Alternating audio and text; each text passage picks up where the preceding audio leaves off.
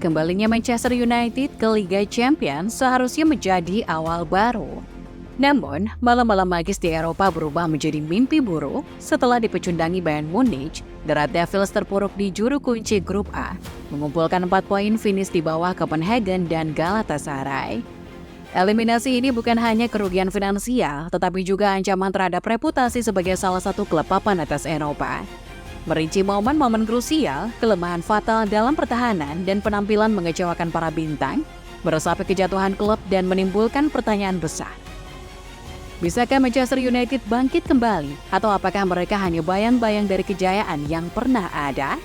Yuk, simak rangkuman ulasannya sebagai berikut. Manchester United terjatuh di Liga Champions.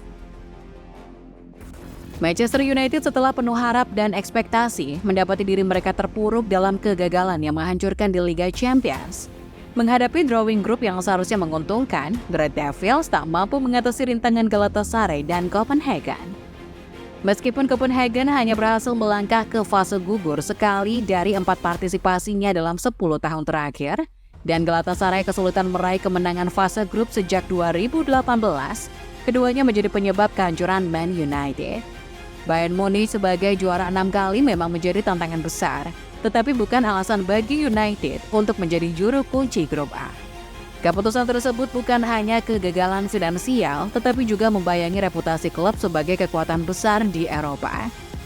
Teater mimpi berubah menjadi panggung mimpi buruk, dan pertanyaan besar mengenai masa depan strategi dan pemain United pun mengemuka.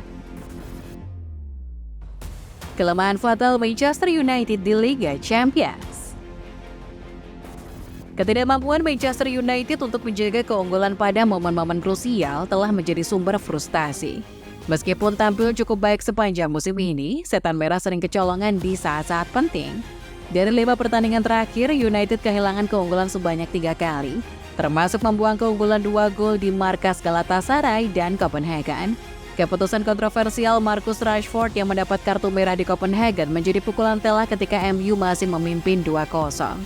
Dalam sekejap keunggulan berubah menjadi kekalahan 4-3, memperlihatkan kelemahan dalam menjaga kesucian gawang. Atmosfer neraka di Galatasaray juga menjadi saksi ketidakmampuan United dalam menjaga keunggulan. Kebobolan 3 gol setelah unggul 3-1 menggambarkan ketidakkonsistenan yang merugikan, merubah kemenangan menjadi hasil imbang yang pahit.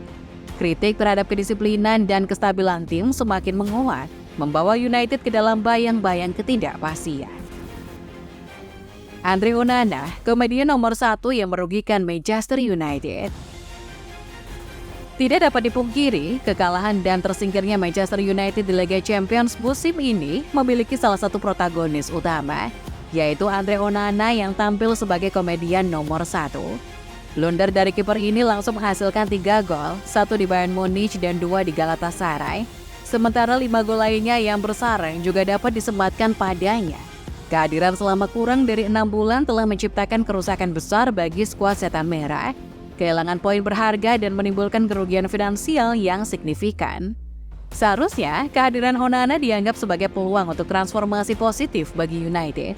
Tetapi ironisnya ia malah menjadi bencana. Performa buruknya yang mengejutkan, terutama setelah menjadi salah satu pemain terbaik saat Inter Milan mencapai final Liga Champions musim lalu, menimbulkan kekecewaan besar dengan biaya transfer 47 juta pound sterling dan kehilangan pendapatan hingga 45 juta pound sterling. Kehadiran Onana terbukti menjadi investasi yang merugikan bagi klub. Rekor defensif terburuk di Liga Champions. Kata pepatah bahwa blunder di Liga Champions lebih fatal sepertinya menjadi kenyataan yang pahit bagi Manchester United.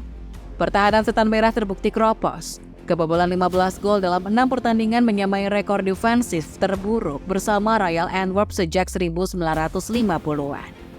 Kesalahan individual dan kolektif merajalela dari pengawalan yang lemah hingga terpelesetnya pemain kunci Varane dan Dalot membiarkan Zaha mencetak gol pertama Galatasaray dengan mudah. Sementara kecerobohan Casemiro dan Onana menyulut situasi kacau dengan penalti dan kartu merah. Mauro Icardi mungkin gagal mengeksekusi penalti, tetapi Varane dan Lindelof membuka peluang bagi Argentina itu untuk tetap mencetak gol. Bahkan upaya 8 pemain mempertahankan sepak pojok di markas Copenhagen tak cukup untuk menghentikan gol tandukan Lucas Lirargar dan giveaway Varane berujung pada gol kemenangan Ronny Bargi.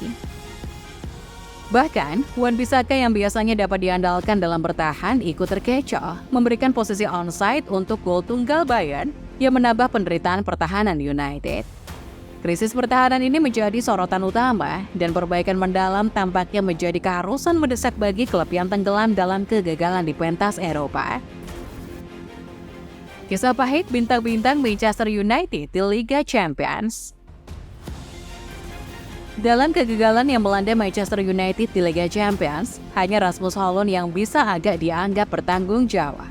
Meskipun berkontribusi di laga melawan Bayern, musim debutnya di Liga Champions memberikan rapor yang relatif baik. Højlund bahkan menjadi top skor sementara UCL musim ini. Bersanding dengan Erling Haaland dan Alvaro Morata, menjadi salah satu sedikit pemain yang bisa merasa bangga. Sebaliknya, nama-nama besar seperti Rashford yang tak mencatatkan namanya di papan skor, Bruno Fernandes yang meskipun mencetak gol cantik tapi tidak mampu tampil maksimal, dan Anthony serta Mason Mount yang gagal bersinar. Casemiro dan Varane, bintang-bintang dengan gelar juara Liga Champions, juga tampil mengecewakan di atas panggung Eropa. Performa buruk para pemain berpenghasilan tinggi ini menjadi cermin keterpurukan secara keseluruhan bagi The Red Devils. Dengan sebuah kampanye yang sangat memilukan di Eropa, fakta yang tak terbantahkan adalah bahwa Manchester United harus merenung dan menerima kenyataan bahwa mereka tak layak lagi menyebut diri sebagai klub papan atas. Dampak buruk Manchester United. Kegagalan memalukan Manchester United di Liga Champions bukan hanya bencana bagi klub itu sendiri, tetapi juga membawa ancaman serius terhadap posisi Inggris di kancah Eropa. United tercatat sebagai tim Inggris terburuk dalam kompetisi ini, dan kecuali Newcastle memiliki nasib yang lebih buruk. The Red Devils akan finish dengan torehan poin terburuk di antara 4 klub Inggris. Newcastle, setelah 20 tahun absen menghadapi grup sulit dengan Borussia Dortmund, Paris Saint-Germain, dan AC Milan, tetap tampil lebih baik dengan kemenangan mengesankan atas PSG dan kekalahan kontroversial di Parc des Princes. Sementara Manchester City melaju mulus dan Arsenal menjadi juara grup dengan performa yang mengesankan.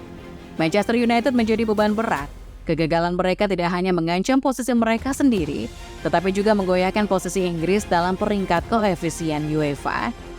Inggris berpotensi mendapatkan tempat Liga Champions kelima dengan format baru UCL, tetapi mereka harus mempertahankan posisi 2 besar di klasemen koefisien UEFA.